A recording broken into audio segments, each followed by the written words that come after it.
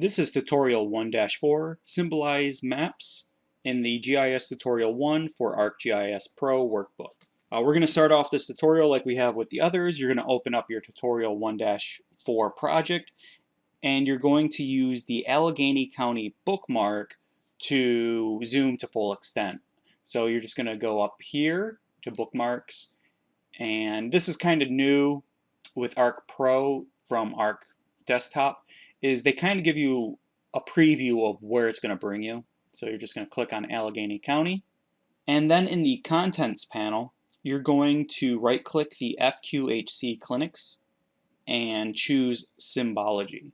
So we're going to learn a few different ways to change the symbology of features, kind of like you would in desktop. There's multiple ways of doing it. So right click, and then in the context menu just choose Symbology, and it opens up right over here, which is a little nice. It goes a little bit quicker than using the properties table in our desktop. So we're going to click on the symbol, and this is going to open up our gallery, and we're going to get to choose what we want.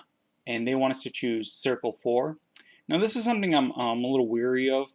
In desktop, you had to click apply to actually have changes on your map. This was useful in case you accidentally clicked on something and you wanted to go back. In this, as soon as you click on it, it changes. Let's see. But, however, if you do click on the undo button, it will bring you back to your original symbol. So that's nice to know. So we're going to choose circle 4, and then we're going to go up here next to gallery and click on properties. This is where we can change the color, the size, the angle if it weren't a circle. So we're going to change the color to leaf green, which is this darker green right here. It's in the 7th column in the 5th row. And then we're going to make it a little bit smaller, and then they want us to click apply. So this we do have to click apply for. And it's going to be somewhat similar to what we had before, except now we have that little dot, so it'll be a little bit easier to see. And the color is a little bit darker green than the buffers. For the your turn, we're just going to be changing the symbology of the poverty risk areas. So we're going to right click Symbology. Once this is open, it seems like you can just click on the next one, which is kind of nice. We're going to click on this, and we can change the width, because right now we're on property, so it does have that kind of memory in it. So if you wanted to change to a preset, you'd have to come in here to gallery. So we're going to keep a no color for the fill, but we're going to change the outline color to poinsettia. Right now I believe it's on Mars red, and poinsettia is just beneath it.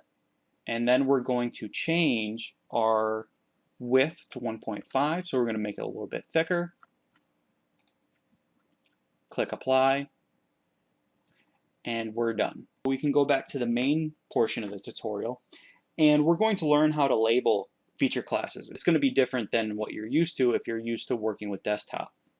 So in the contents panel, we're going to turn off population density and turn on municipalities. And I'm just going to collapse this and that, and then turn on municipalities. Then under the feature layer, click labeling. So if we right click this and click on label, let's see what happens. They just turn on. So I'm going to right click this, turn it off. Here you used to have to go into properties to actually really change things. Now what you do, as soon as you click on a feature class, you get these options up here for features layer. So if you're paying attention down here, you might not notice that appear. And the first one allows us to do appearance, and this is another way we can get to symbology.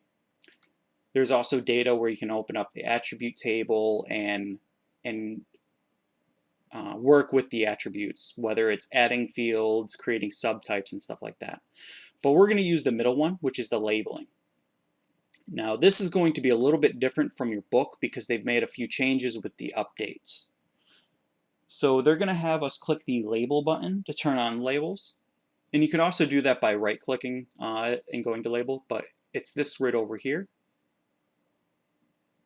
Now, it just stays highlighted like that.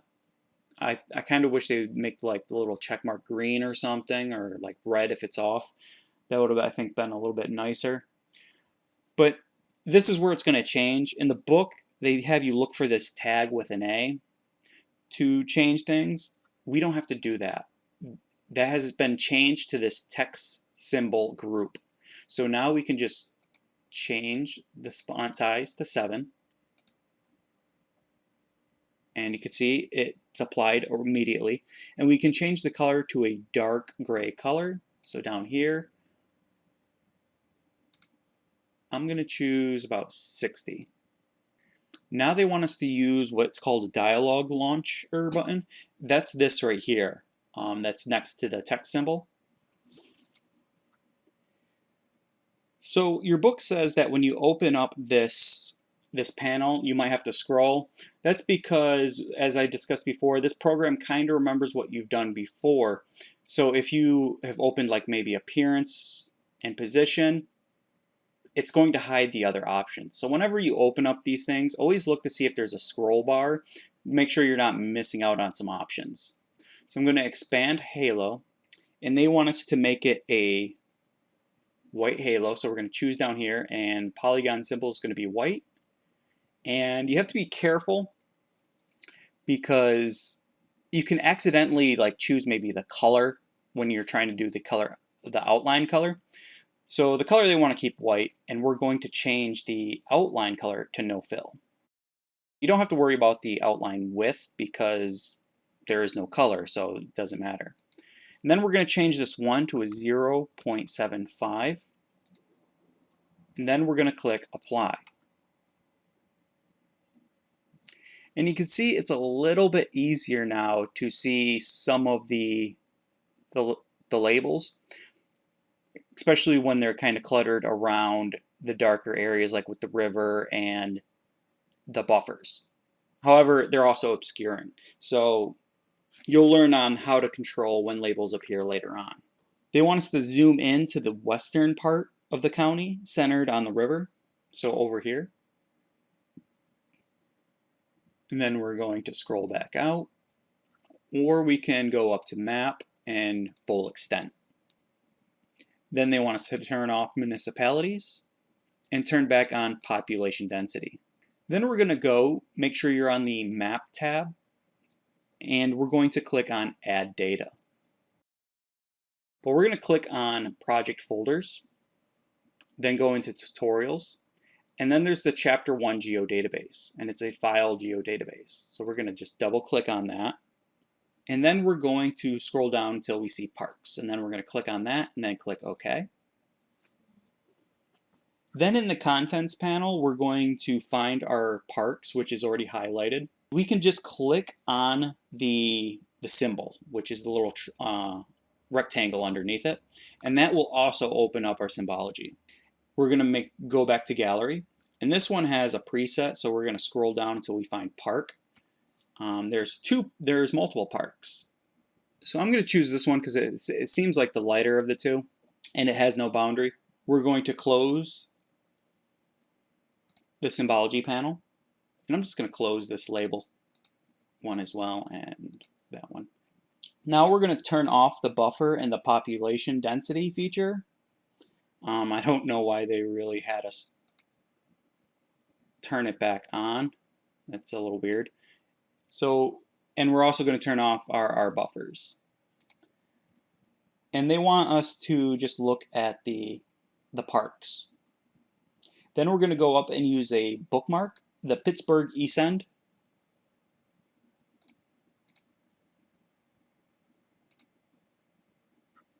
And as you can see, because we used a bookmark and one of our layers had a zoom extent turned on, roads have appeared.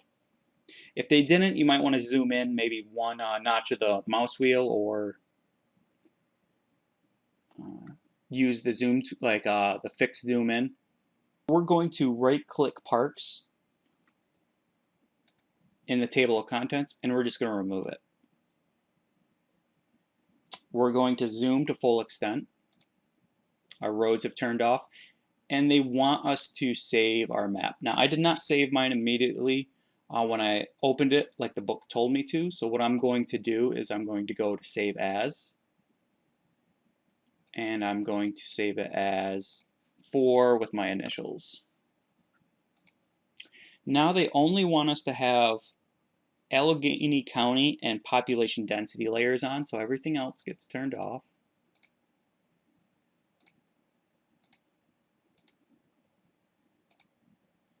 Where's Rivers? There's Rivers. Okay, then in the catalog panel, which I don't have open, and you might not either. So how do we get it? Well, we go up to View, and it's right here, Catalog Panel. They call them panes, I call them panels. And we're going to expand Maps. And we're going to double click the Healthcare Clinics 3D. Now that did not close our other, it's right over here, so you can have multiple maps and each one will have its own tab. And now they tell us to close the catalog panel. Now we're going to right click the Healthcare Clinics 3D tab, which mine is already set to, and click New Vertical Group. And then we're going to click View, which I already am on because I had to open it up. Link Views.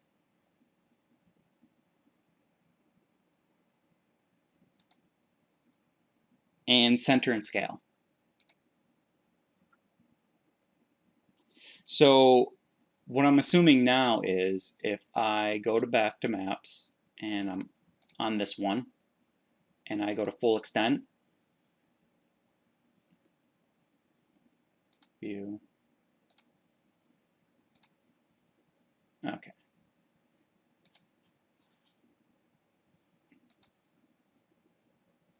So I don't know if that, let's see if that refreshes. So let's zoom out. Okay, now they're linked. It seemed like for a second there, one wasn't working. So we're going to full extent. Now if I zoom in, these guys will interact. I don't have to manually do it for each one of them. Now place the cursor in the center of the 3D map, that's the one on my right, and hold the scroll wheel down and move the cursor straight up a bit to tilt the map. So I'm going to press and hold down.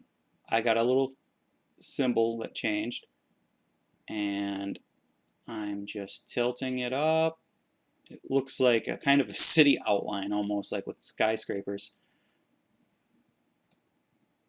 And I'm going to center that a little bit better. I'm going to keep going. They almost kind of want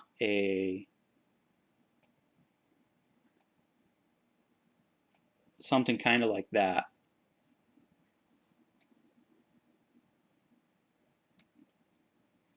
Okay. So this is kind of more art than science. So this is something you might want to practice with, and you'd probably want to do it quite a bit to make sure that it's like the best kind of view. Now we're going to click the Map tab and zoom and pan with either map. So if I bring it over here, you can see how it moves. I think it would be easier to navigate where everything is using the 2D and have the 3D kind of follow along with that, because it's pretty hard to orientate yourself with a 3D map, I think. But that's just to go to show you how they're now linked more than anything. So now we're going to position the cursor on the bottom of the 3D map. Hold your scroll wheel down and move your mouse on its pad to the right to rotate the 3D map. So what we're going to do is click and hold, and then change. And what it's doing is it's basically changing the orientation. So I have to come over here and move this. And this actually has like the little north, so it's letting you know what direction you're moving it in. And it looks like they almost want it in a southern direction. Kind of like that.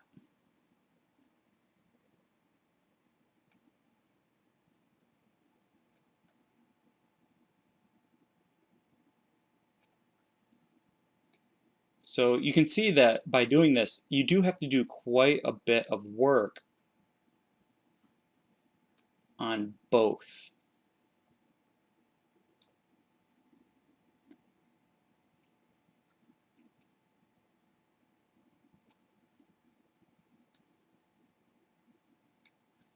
So this is something kind of new for me as well, but it is pretty neat, and I do like how you can use both maps to really get it the way you want. You could also use the V plus the arrow keys. Let's see. That might actually be a little bit better, because it seems like it's a fixed change as you do that. So you might want to use the mouse and the scrolling when it's a big, like you want to flip it around completely, like do a 180, and then use the keys to fine tune it.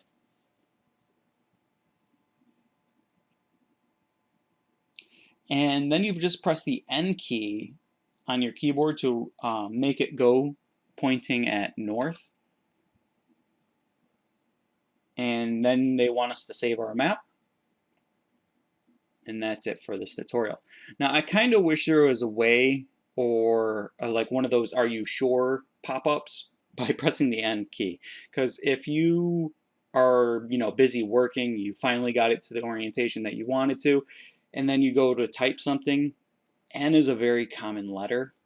So I could see many people accidentally hitting it without clicking on another, like a Word document or an email, and typing in N, and then all of a sudden they look back at their map and it's pointing north when they've just spent maybe about 5 minutes getting it just the way they want it, or even longer.